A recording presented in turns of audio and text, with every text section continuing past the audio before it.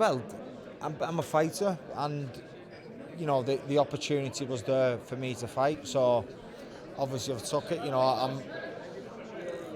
See, when I was fighting at middleweight, after the 10, 12-week camp or whatever, my body was ready for the rest. I couldn't wait to just do nothing. Do you know what I mean? I couldn't wait to weigh in, have my fight, and then after it, just do nothing for weeks. That's how my body felt. I was just spent at the weight, you know what I mean? But now I'm obviously at super middle. I don't feel like that. I'm not killing myself as much getting down to the weight. The fight was, 1.5, 2 rounds. So, I didn't need a rest, and I didn't want one as well. And, the fact that I fought the other week in Liverpool, which I've always wanted to fight at the Echo, and then they had this fight at the MEM where I fought twice before on top cards both times.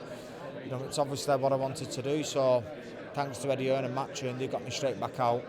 And yeah, like I said, I'm just looking forward to it now. I've carried on the training straight through. Treated that last fight as a spar really. I was up the morning after sprinting like I do every Saturday. Day off Sunday, back at gym Monday and gone straight through. So, I'm feeling good and I'm feeling a lot healthier at this weight, you know what I mean? Just more natural.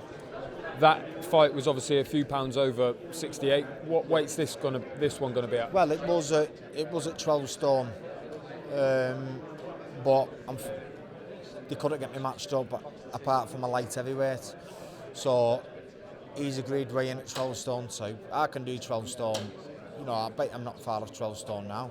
But yeah, the fight's made at 12.2, so that's what I'm going to weigh in at. But it was made at 12 stone, which is no problem at all. It's unbelievable how good I feel at this weight. You know what I mean? It's good. I'm ready for all the big fights. I could have gone straight into one, but I wanted to see how I felt at that weight, because it's all right me thinking it, and then when it comes to it, not doing it. But what I thought the whole team's fought it for a while. Everything went right on the night, and yeah, I'm feeling good at the weight. So regarding big world title fights, just whenever they come along, the good thing is now that I'm with Matchroom is I'm fighting regular and fighting local. In some good arenas on Sky, gives me a great platform. It's my profile's gonna get built a lot off the back of it. So guided right, when the right fights come up, they're going to be big, and obviously that's what I want. I always want to be involved in big fights. You said that Carl Froch was the one that you really wanted above everyone. He was the super middleweight that you really fancied a crack at. Obviously retired now officially. Who's now top of your list? Well, that's because it was the biggest fight out there. And like I said, I always want to be in big fights, but I think the win of a Saturday, being a little bit more strategic with it. I think the win of a Saturday with Abraham and Stieglitz fighting Saturday, the win of them two, I'm confident I'd beat the winner of them two.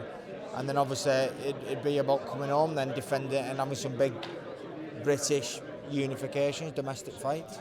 Eddie has a good relationship with the Sauerlands, of course. Have you spoken to him about that route, that WBO route? No, not really, because it's not my job to be speaking about routes, you know what I mean? My job is to go in the gym, train as hard as I can, and have people looking out for me to do that. Ideally, that's what I'd want, but whether he's planned that, I don't know. But yeah, I've not spoken to anybody about it. Like I said, I'm a fighter, and I just want to fight, and it's just about the people around me sorting them fights out.